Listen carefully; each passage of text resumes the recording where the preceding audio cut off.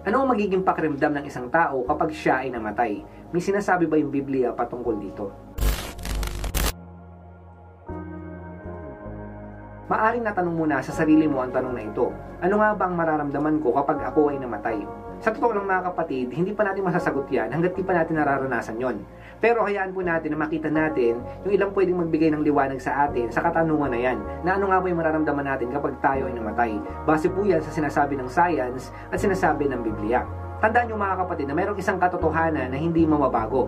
Yung katotohanan po na yan ay lahat tayo ay mamamatay. Ngayon may pagkakataon naman na pwede na hindi natin maranasan yung kamatayan kapag magra-rapture. Pero mga kapatid, dapat ang ilagay natin sa isipan natin kung hindi pa man magra-rapture, lahat po ng tao sa mundo na ito mamamatay po yan. Walang tao sa mundo na ito na mabubuhay dito sa ating mundo magpakailanman. Lahat ng taong nasa paligid mo, lahat ng taong nakilala mo, at higit sa lahat, yung sarili mo, matatapos din yung buhay mo sa mundo na ito. Makakaranas ka rin ng kamatayan. Ito nga po yung sinasabi sa Hebrews chapter 9, verse 27. Itinakda sa mga tao na minsan lamang mamatay, at pagkatapos nito ay ang paghuhukom. Wala na po tayong magagawa sa katotohanan na ito na sinabi ng Biblia. Lahat po tayo ay dadaan talaga sa kamatayan. Dahil nga po yan sa kasalanan na ginawa nila Eva at Adan. Ngayon sa physical na aspeto, alam natin na pag namatay tayo, mawawalan tayo ng pakiramdam. Titigil yung tibok ng puso natin at wala na tayong maririnig. Wala na rin po tayong makikita o maaamoy.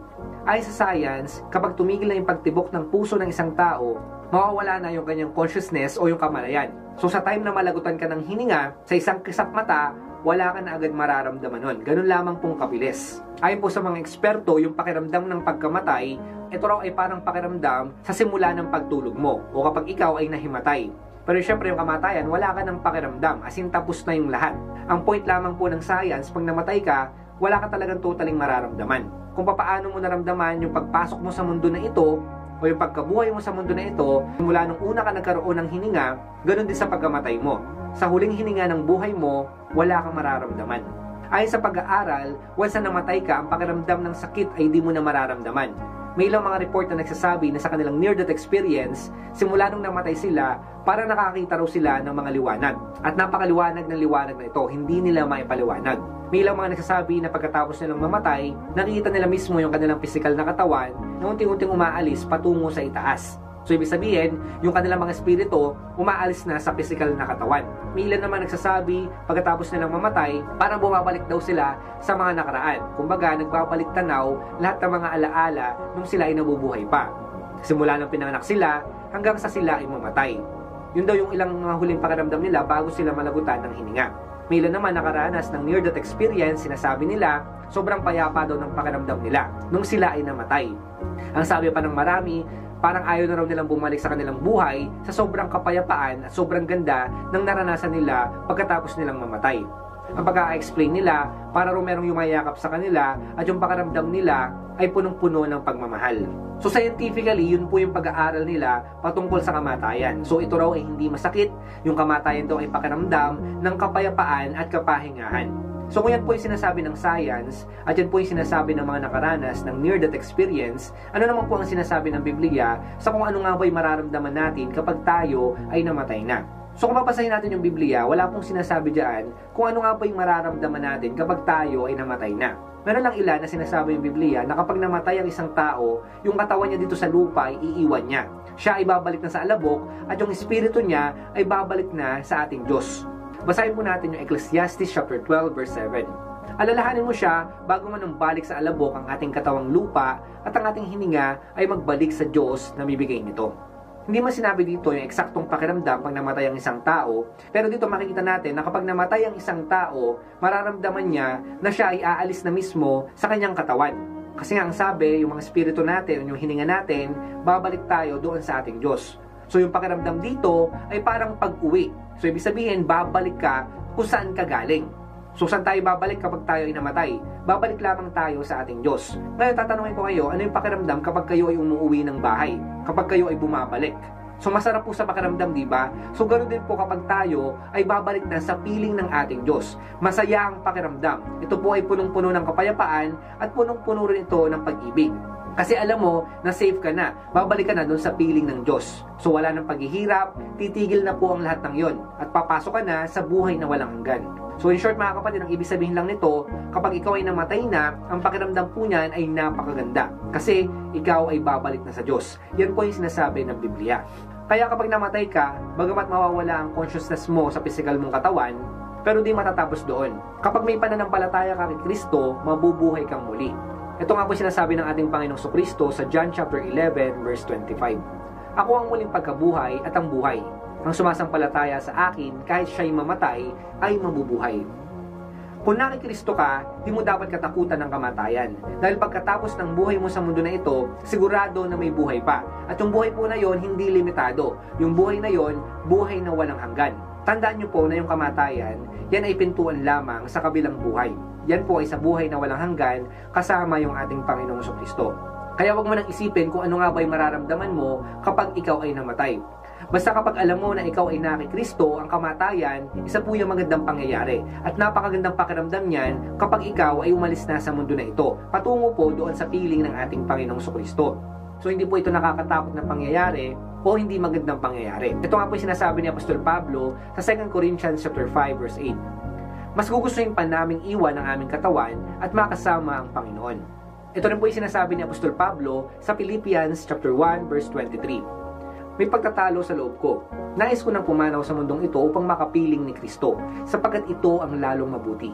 So para kay Apostol Pablo, ang kamatayan, ito po ay mabuti. So hindi po ito nakakatakot na pangyayari. O kaya man, hindi magandang pakiramdam para sa kanya.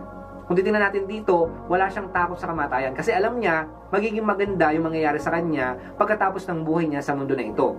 Nawa nga mga kapatid, maging ganyan din po yung katwiran natin pagdating sa kamatayan. Huwag po natin katakutan ng kamatayan, bagkus maging pag-asa po natin ito, na sa pamamagitan ng kamatayan, mawawala na yung kapighatian, mawawala na yung kahirapan, mawawala na yung sakit, hindi ka na mapapagod, hindi ka na magkakaproblema. Punong-puno na ng kasiyahan, ng kapayapaan, ng kasaganahan, at higit sa lahat, pag-ibig. Kasi nga, sa time na yon, kapiling na natin yung ating Panginoong Jesucristo. Ang tinalakay po natin ngayon ay kung ano nga ba yung pwede mong maramdaman kapag ikaw ay namatay na bilang mananampalataya ng Panginoong Jesucristo. Nakita po natin na napakagandang pakiramdam nito at napakasaya. Pero mga kapatid, tandaan nyo po na kapag namatay yung mga taong hindi nananampalataya sa Panginoong Jesucristo, iba po yung mararamdaman nila kasi sila ipapunta sa impyerno. Ang pakiramdam po ng mga taong mapupunta sa impyerno pag sila ay namatay, punong-puno po yan ng kadiliman, punong-puno ng takot, ng sakit, paghihirap at higit sa lahat kamatayan. Meron pa po kasi mangyayari sa mga taong hindi nananampalataya sa Panginoong Jesucristo once na sila ay namatay. So hindi po sila sa langit. Doon po sila sa kamatayang walang hanggan. Yun po ay sa impyerno. Kapag patungo ka na sa impyerno, hindi ka na mapupunta sa langit. Wala ka ng pag-asa. Yun po yung pinaka nakakatakot na mararamdaman ng tao sa kanyang buhay. Kaya mga kapatid, hindi pa huli yung lahat. Habang nasa mundo ka pa, manampalataya ka na sa ating Panginoong Jesucristo. Tandaan nyo mga kapatid na sa araw-araw ng buhay nyo, yan po yung nagpapaalala na kayo ay binibigyan ng Diyos ng panibagong pagkakataon. Pagkakataon para manampalataya at ibigay mo yung buhay mo sa Kanya. Huwag mo hayaan na magsisi ka sa huli. Ito na po yung pagkakataon para ibigay mo na yung buhay mo sa Panginoong Jesucristo.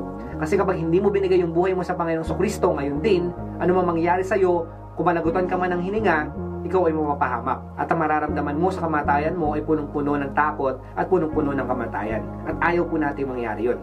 Ngayon, ito yung pagkakataon para ibigay mo yung buhay mo sa ating Panginoong Jesucristo. So, hindi na bukas o sa mga susunod na araw. Hindi mo alam kung ano yung pwede mangyari sa'yo sa mga susunod na araw. So, kung gusto mo magkaroon ng buhay na walang hanggan, kung gusto mo makapasok sa langit, sumunod ka sa maikli kong panalangin. Sa pagsunod mo sa aking panalangin, sinasabi mo na gusto mong makapasok sa langit. Sa pamamagitan ng panalangin na ito yung nagsasabi na ikaw ay meron ng pananampalataya sa Panginoong Jesucristo. So tayo ay manalangin. Salamat Panginoong Hesus sa buhay na ibinigay mo sa akin. Sa araw na ito, humihingi ako ng tawad sa mga nagawa kong kasalanan. Linisin mo ako ng iyong banal na dugo. Tinatanggap kita ngayon bilang Panginoon at tagapagligtas ng aking buhay. Simula sa oras na ito, ikaw na yung manguna at maghari sa buhay ko. Ang kalooban mo na ang masunod. Ito po ang aking dalangin sa pangalan ni Jesus. Amen. So kung sumunod ka sa panalangin ko, ibig sabihin yan, meron ka ng buhay na walang hanggan. Meron ka ng pananampalataya ngayon sa ating Panginoong Kristo. At ang pangalan mo ay nakasulat na sa aklat ng buhay. Hindi mo na dapat katakutan ng kamatayan. Dahil ikaw ay meron ng pananampalataya sa ating Panginoong Kristo. Ano man ang mangyari sa iyo, mapupunta ka lang sa piling ng ating Diyos. So kung ikaw ay nanampalataya sa Panginoong Kristo, ito po yung pag-asa para sa ating lahat. Balang araw, magkakasama-sama tayo doon sa langit, sa piling ng ating Panginoong Kristo, magpakailanman.